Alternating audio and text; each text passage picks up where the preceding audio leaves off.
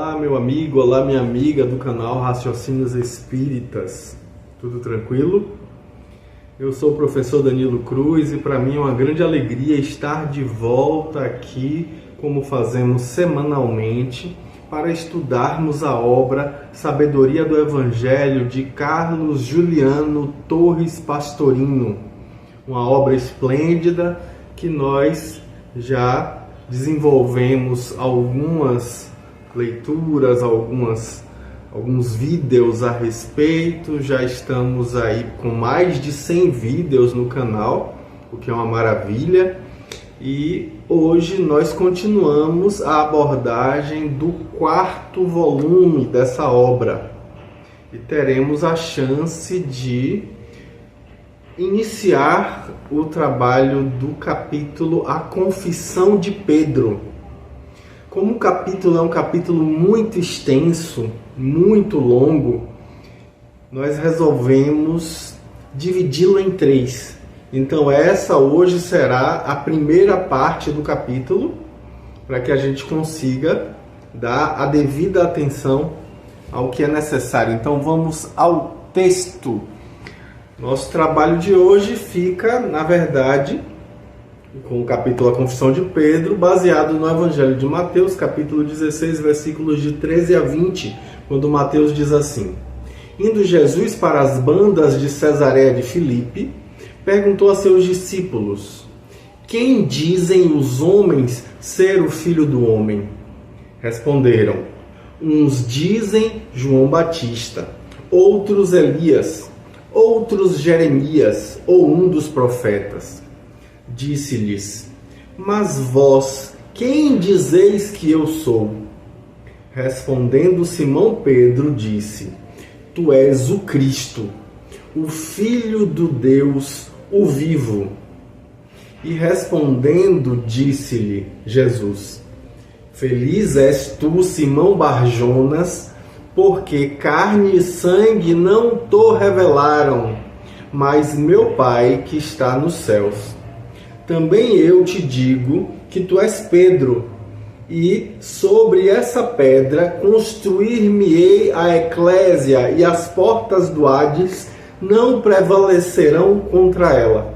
Dar-te-ei as chaves do reino dos céus, e o que ligares na terra será ligado nos céus, e o que desligares na terra será desligado nos céus. Então ordenou a seus discípulos que a ninguém dissessem que ele era o Cristo. Agora a gente vai para o Evangelho de Marcos, lá no capítulo 8, versículos de 27 a 30, quando Marcos diz assim: E partiu Jesus com seus discípulos para as aldeias de Cesareia de Filipe, e no caminho interrogou seus discípulos, dizendo: Quem dizem os homens que sou eu? Responderam eles: Uns dizem João Batista, outros Elias e outros um dos profetas. E ele lhes disse: Mas vós, quem dizeis que sou? Respondendo Pedro, disse-lhe: Tu és o Cristo.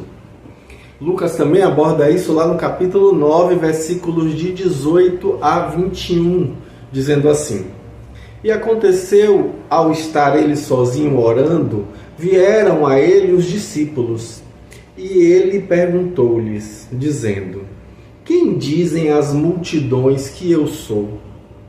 Responderam eles: Uns João o Batista, outros que um profeta dos antigos reencarnou. E disse-lhes: E vós, quem dizeis que sou? Respondendo, pois, Pedro disse: O Cristo de Deus. Porém, advertindo-os energicamente, ordenou que a ninguém dissessem isso. Aí Pastorino começa seu comentário dizendo que da margem oriental, onde se encontrava a comitiva, Jesus parte com seus discípulos para o norte, para as bandas, conforme coloca Mateus, ou para as aldeias, conforme diz Marcos, de Cesareia de Filipe. Essa cidade fica na encosta do Hermon, a 4 ou 5 quilômetros de Dan, portanto no limite extremo norte da Palestina. No terceiro século a.C., os gregos aí consagraram a Pan e as ninfas, uma gruta belíssima em que nasce uma das fontes do Rio Jordão. Daí o nome de Panéias, dado à aldeia. Ainda hoje o local é denominado de Bânias pelos árabes. No alto do penhasco, Herodes o Grande construiu um templo de mármore de alvinitente esplendor, como fala Pastorino, em honra de Augusto. E o tetrarca Filipe, no ano 3 ou 2 a.C., aí levantou uma cidade a que denominou Cesareia para homenagear César, o imperador. Pois bem, logo a cidade passou a ser conhecida como Cesareia de Filipe, justamente para diferenciar ela da outra Cesareia da Palestina, que era um porto no mar criado por Herodes o Grande, lá no litoral, na antiga Torre de Estraton. Então a viagem até lá durava cerca de 2 dias, beirando-se o Lago Meron, ou Oulé. Ao chegar aos arredores de Cesareia de Filipe, eles encontraram o ambiente de extrema beleza, de frescor incalculável, usando as palavras de Pastorino, que continua e perdura ainda hoje. Verde por toda parte, dominando ali o vale ao redor, com o silêncio das solidões a favorecer a meditação, diante de uma paisagem deslumbrante, de uma paisagem serena. Pastorino vai contando, a gente fica com vontade de ir lá, né? Ao longe, avistavam-se as águas que partiam da gruta, se misturando ao sul com o Nar al-Hasbani e com o Nar el-Ledan, para dar origem ao Rio Jordão. Nesse lugar isolado, entre pagãos, não haveria interferências de fariseus, de saduceus, de autoridades do Sinédrio ou de autoridades de Herodes. Mateus vai trazer um texto mais minucioso. Ele relata que Jesus fez a pergunta em viagem, indo para lá. Marcos, mais explicitamente, declara que a indagação foi feita a caminho. Lucas, entretanto, dá uma outra versão. Ele nos mostra Jesus orando sozinho, naturalmente ali enlevado com a beleza daquele lugar. Depois da prece, faz que os discípulos se cheguem até ele e então aproveita para fazer a pergunta, se indicando aquela opinião do povo, né? A voz geral das massas. E o que é que eles pensam, os seus próprios discípulos, a respeito de Jesus? As respostas apresentam-se semelhantes nos 3 evangelhos sinóticos, repetindo-se mais ou menos o que foi dito quando se falou da opinião de Herodes. A gente já viu isso, né? Mateus capítulo 14, versículo 2, Marcos capítulo 6, versículos de 14 a 16 e Lucas capítulo 9, versículos 8 e 9. A gente viu isso lá no volume 3. E em resumo a gente vê que as respostas eram João o Batista, que era a crença defendida sobretudo pelo remorso de Herodes, e que devia aí, obviamente, ter conquistado alguns seguidores. Outros diziam que era Elias, que era baseada na convicção, nas palavras bastante claras de Malaquias, lá no capítulo 3, versículos de 23 a 24. Já falamos isso aqui também, que inclusive não deixam dúvida a respeito da volta de Elias, com a finalidade de restaurar Israel para a chegada do Messias. Outros responderam que ele era Jeremias, opinião que tinha por base aí uma alusão do segundo livro de Macabeus, capítulo 2, versículos de 1 a 12, onde se afirma claramente que a arca, o tabernáculo e o altar dos perfumes haviam sido escondidos pessoalmente por Jeremias numa gruta do Monte Nebo, por ocasião do exílio do povo de Israel, e por ele mesmo havia sido vedada e selada a entrada dessa gruta aí com a pedra. Daí suporem que Jeremias voltaria, ou seja, reencarnaria, para indicar o local que só ele conhecia, a fim de reaver os objetos sagrados. E isso encontrava uma confirmação numa passagem no quarto livro de Esdras, no capítulo 2, versículo 18, onde o profeta escreve textualmente assim: não temas, mãe dos filhos, porque eu te escolhi, diz o Senhor, e te enviarei como auxílio os meus servos Isaías e Jeremias. Outra resposta que dão é que é um profeta, como Lucas diz, que é um profeta dos antigos que reencarnou em um sentido lato, como grego, mais familiarizado ainda do que os israelitas com a doutrina da reencarnação. Lucas explica, com o verbo aneste em grego, o modo como teria surgido, ou seja, ressurgido, aneste, o profeta. No entanto, é estranhável que não tenham sido aí citadas as suspeitas tão sintomáticas já surgidas a respeito do messianato de Jesus, conforme a gente vê lá no Evangelho de Mateus, capítulo 12, versículo 23, chegando-se mesmo, como coloca Pastorino, a querer coroá-lo rei, como a gente já viu em João, capítulo 6, versículo 14. Não deixa de admirar o silêncio quanto a essas opiniões conhecidas pelos próprios discípulos, que narram para nós elas, ainda mais porque veremos na continuação que eles dividiam aí essa convicção última de maneira entusiástica, emitida por Pedro logo após. Então o mestre se dirige então a eles para saber-lhes a sua opinião pessoal. Já tinham tido tempo suficiente ali na convivência com Jesus para formar uma convicção íntima. E aí Pedro, como coloca Pastorino, temperamental como sempre, e um ardoroso incontido, responde de maneira taxativa: tu és o Cristo, conforme diz Marcos, tu és o Cristo de Deus, conforme diz Lucas, e tu és o Cristo, o Filho de Deus, o vivo, como diz Mateus. Cristo é o particípio grego que se traduz como sendo ungido, corresponde a Messias, escolhido para uma missão de levar ao povo israelita a palavra física de Yahvé.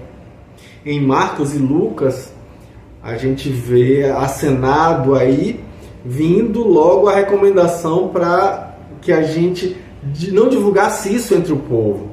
E aí em Mateus, porém, prossegue a cena com 3 versículos que suscitaram controvérsias largas, acres, desde épocas remotíssimas, como coloca Pastorino, chegando alguns comentaristas até a supor tratar-se de uma interpolação. Em vista da importância desse assunto, Pastorino dá uma atenção especial a eles, apresentando de maneira resumidas as opiniões dos dois campos que se digladiam.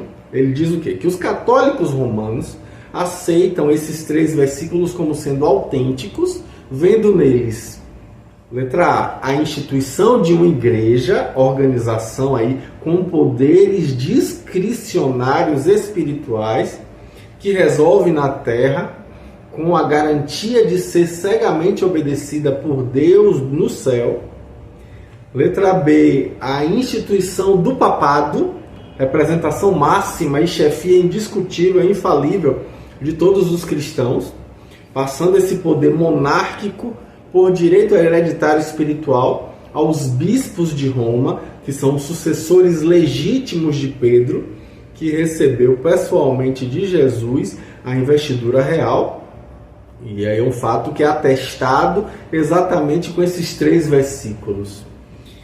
Pastorino comenta que essa opinião foi combatida com veemência desde suas tentativas iniciais de implantação aí nos primeiros séculos, só se concretizando a partir do século IV e V por força da espada dos imperadores romanos e também por força dos decretos, de que um dos primeiros aí foi justamente o de Graciano e de Valentiniano, que em 369 estabeleceu Dámaso como sendo bispo de Roma, como juiz soberano de todos os bispos, mas cujo decreto só foi posto em prática por solicitação do mesmo Dámaso em 378. O diácono Ursino, fala Pastorino, foi eleito bispo de Roma na Basílica de São Júlio, ao mesmo tempo em que Dámaso era eleito para o mesmo cargo na Basílica de São Lourenço. E aí Pastorino vai dizer que os partidários de Dámaso, com o apoio de Vivêncio, prefeito de Roma, atacaram os sacerdotes que haviam eleito Ursino e que estavam ainda na Basílica, e aí mesmo mataram 160 deles. E a seguir, Ursino, tendo se refugiado em outras igrejas, foi perseguido violentamente, durando aí essa luta até a vitória total do bando contrário à palavra aí de Pastorino, né? Então Ursino, a seguir, foi exilado pelo imperador e Dámaso dominou sozinho o campo conquistado com armas. Mas toda a cristandade apresentou reações a essa pretensão romana, bastando citar como exemplo, Pastorino aqui traz esse exemplo, uma frase de Jerônimo, que é São Jerônimo, né? Examinando-se do ponto de vista da autoridade, o universo é maior que Roma, urbis maior est urbi. E todos os bispos, sejam de Roma ou de Engúbio, de Constantinopla ou de Régio, de Alexandria ou de Tanis, têm a mesma dignidade e o mesmo sacerdócio. Aí está lá na Epístola 146. Pois bem, alguns críticos, entre eles Grill, Resch na Alemanha, Mounier, Nicolas Ardot na França, além de outros reformados, julgam que esses 3 versículos tenham sido interpolados em virtude do interesse da comunidade de Roma de provar a supremacia de Pedro, portanto do bispado dessa cidade, sobre todo o orbe, mas sobretudo para provar que era Pedro e não Paulo o chefe da igreja cristã. Obviamente que essa questão surgiu quando Marcion, logo nos primeiros anos do 2º século, revolucionou os meios cristãos romanos com a sua teoria de que Paulo foi o único verdadeiro apóstolo de Jesus e, portanto, era o chefe incontestável da igreja. Ele se baseava nos seguintes textos do próprio Paulo: não recebi o evangelho nem o aprendi de homem algum, mas sim mediante a revelação de Jesus Cristo. Isso está lá na carta aos Gálatas, capítulo 1, versículo 12. E mais também outra citação de Paulo: Deus é que me separou desde o ventre materno, chamando-me por sua graça para revelar seu Filho em mim, para pregá-lo entre os gentios. Imediatamente não consultei carne nem sangue, nem fui a Jerusalém aos que eram apóstolos antes de mim. Isso também está lá na carta aos Gálatas, capítulo 15, versículos 15 e 17. E ainda em Gálatas, lá no capítulo 2, nos versículos 11 a 13, está escrito assim: resistiu na cara de Pedro, porque era condenado. E na segunda carta aos Coríntios, no capítulo 11, versículo 28, ele afirma: sobre mim pesa o cuidado de todas as igrejas, após ter dito, com certa ironia, não serem nada inferior aos maiores entre os apóstolos. Isso está lá na segunda carta aos Coríntios, capítulo 11, versículo 5. Acrescentando aí: esses homens são falsos apóstolos, trabalhadores dolosos, transformando-se em apóstolos de Cristo. Não é de admirar, pois o próprio Satanás se transforma em anjo de luz. Está lá na segunda carta aos Coríntios, capítulo 11, versículos de 13 a 14. Esse último trecho aí, embora se refira a outras criaturas, era aplicado por Marcion, o mesmo do corpo fluídico ou fantasmático, né, aos verdadeiros apóstolos. Em tudo isso, Marcion se baseava mais na tradição de que Paulo fora bispo de Roma, juntamente com Pedro. Realmente, as listas fornecidas pelos primeiros escritores dos bispos de Roma dizem que Irineu foi bispo entre 180 e 190, né, dizendo assim, ó: Quando firmaram e estabeleceram a igreja de Roma, os bem-aventurados apóstolos Pedro e Paulo confiaram a administração dela a Lino, de quem Paulo fala na epístola a Timóteo. Sucedeu-lhe depois Anacleto, e depois deste Clemente obteve o episcopado. Em terceiro lugar, depois dos apóstolos, etc. Está lá na epístola ad Victorem, conforme Eusébio também fala na história eclesiástica. Epifânio, de 315 a 403, escreve assim: porque os apóstolos Pedro e Paulo foram os dois juntos os primeiros bispos de Roma. Isso está lá no texto Panarion. Pois bem, esses críticos dizem a frase do versículo 17: não foi a carne nem o sangue que te revelaram, mas meu Pai que está nos céus. Responde até com as mesmas palavras a Gálatas, capítulo 1, versículos 12 a 16. Então, para organizar o nosso estudo, vamos analisar frase por frase. Então, versículo 18a. Também te digo que tu és Pedro, sobre esta pedra construir-me-ei a eclésia, ou Codemezono moite eclesian. Pois bem, o jogo de palavras aí corre melhor no aramaico, em que o vocábulo kefa, masculino, não varia, mas no grego e em latim, o masculino Petrus é Pedro, né, no caso, é uma criação ad hoc, é um neologismo, porque esse nome jamais aparece em nenhum documento anterior. Mas, como a um homem não caberia o feminino pedra, foi criado o neologismo, virou Pedro. Além de João, no capítulo 1, versículo 42, Paulo prefere também o aramaico kefá, que o latim cefas, como em 1 Coríntios, capítulo 1, versículo 12, capítulo 3, versículo 22, capítulo 9, versículo 5, capítulo 15, versículo 5, e também em Gálatas, capítulo 2, versículo 14. Com relação ao vocábulo eclésia, que foi transliterado em latim como eclésia, passando para o português igreja, é daí que vem a palavra igreja, Pastorino diz que temos que apurar o sentido. O sentido etimológico, histórico, usual, e seu emprego no Antigo Testamento e no Novo Testamento.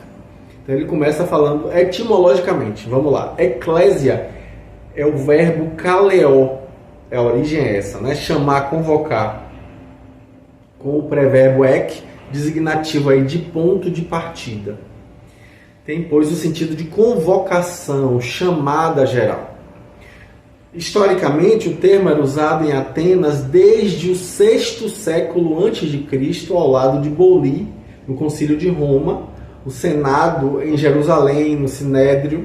Ao lado de Boli tem também redigir a lei, né, no caso, constituída dos homens cultos e aptos a esse mistério. Havia a eclésia, em Roma era o comitium, e em Jerusalém era a sinagogue, a reunião, a Assembleia Geral do Povo Livre, que ratificava ou não as decisões da autoridade. No V século a.C., sob Clístenes, a eclésia chegou a ser soberana. Durante todo o apogeu de Atenas, as reuniões eram realizadas no Pínix, mas aos poucos foi se fixando no teatro como um local especial. Ao tornar-se cidade livre, sob a proteção romana, a cidade de Atenas viu a eclésia perder toda a sua autoridade. Aí Pastorino continua dizendo que na época do início do cristianismo, a eclésia corresponde à sinagoga. Era a assembleia regular de pessoas com pensamento homogêneo. E tanto designava o grupo dos que se reuniam como o local das reuniões. Então, em contraposição aí, a eclésia ou sinagogue, o grego possuía a palavra silogos, que era um ajuntamento acidental de pessoas de ideias heterogêneas, era uma espécie de agrupamento qualquer. Então, como sinônimo das duas, havia também sinaxis, que era uma comunidade religiosa, mas que para os cristãos só foi atribuída mais tarde, conforme traz Orígenes, citado por Pastorino, né, lá na patrologia grega. Também Gregório, que vai também na patrologia grega falar sobre isso, e ainda também na patrologia grega, João Crisóstomo.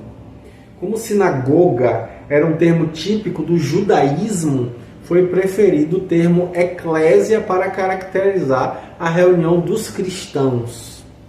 E aí Pastorino continua dizendo que no Antigo Testamento, conforme os 70, a palavra é usada com o sentido de reunião, com o sentido de assembleia, comunidade, congregação, grupo, seja dos israelitas fiéis, seja dos maus, ou até dos espíritos dos justos no mundo espiritual. E aí Pastorino inclui aqui dezenas de referências bíblicas para demonstrar esse ponto. Ele vai além e diz que no Novo Testamento nós podemos encontrar a palavra com vários sentidos diferentes. Primeiro, uma aglomeração heterogênea do povo. A gente vê isso em Atos, capítulo 7, versículo 38, capítulo 19, versículos 32, 39, 41, em Hebreus, capítulo 12, versículo 23. Ou também pode ser uma assembleia ou comunidade local de fiéis, com ideias homogêneas, ou seja, uma reunião organizada em sociedade, em que nós distinguimos a comunidade em si, independente do local de reunião, e Pastorino inclusive faz uma lista gigante de referências, apontando inúmeros versículos que atestam isso, que comprovam essa afirmação. A gente também pode ver como sendo uma comunidade estabelecida num local determinado, uma sociedade local, como por exemplo Antioquia ou Antioquia, e aí ele traz mais vários versículos citando aí Éfeso. Duas citações são trazidas por Pastorino. Esmirna, conforme Apocalipse, capítulo 2, versículo 8, e ele só traz essa citação. Ou Filadélfia, novamente várias citações. Dos gentios, novamente muitas citações. Macedônia, várias citações também. E aí ele também vai falar da possibilidade de ser a comunidade particular ou centro que se reúne em casa de família, conforme mais algumas várias citações trazidas por Pastorino para confirmar essas hipóteses. E aí ele vai dizer que também pode ser a congregação ou a assembleia de todos os que aceitam o Cristo como enviado do Pai.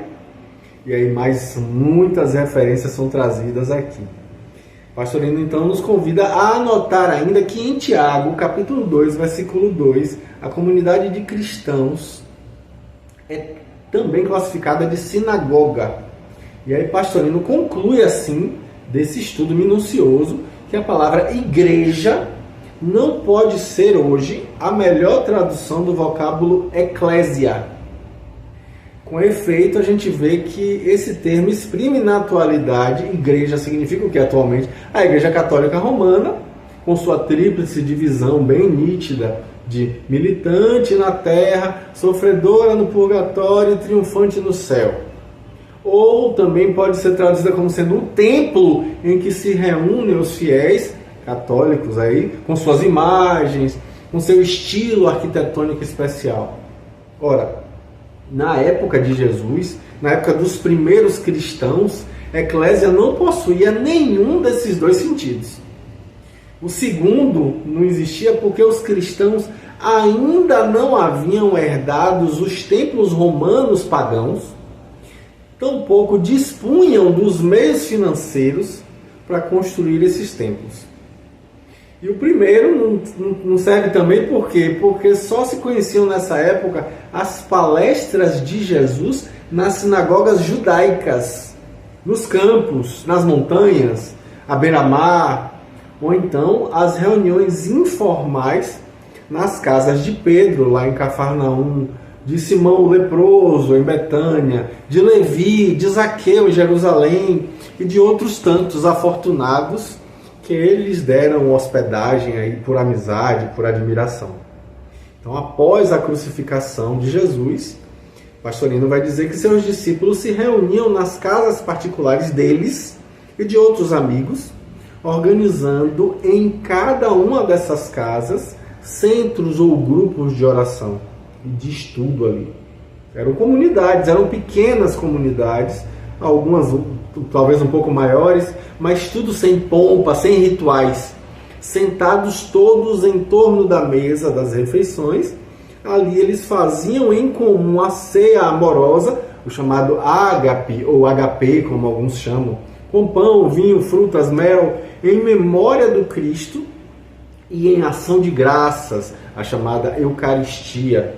Enquanto eles conversavam e trocavam ideias, recebendo os Espíritos, entre aspas aí, profetizando, cada qual trazendo as recordações dos fatos presenciados, dos discursos ouvidos, dos ensinamentos decorados com amor, dos sublimes exemplos legados à posteridade.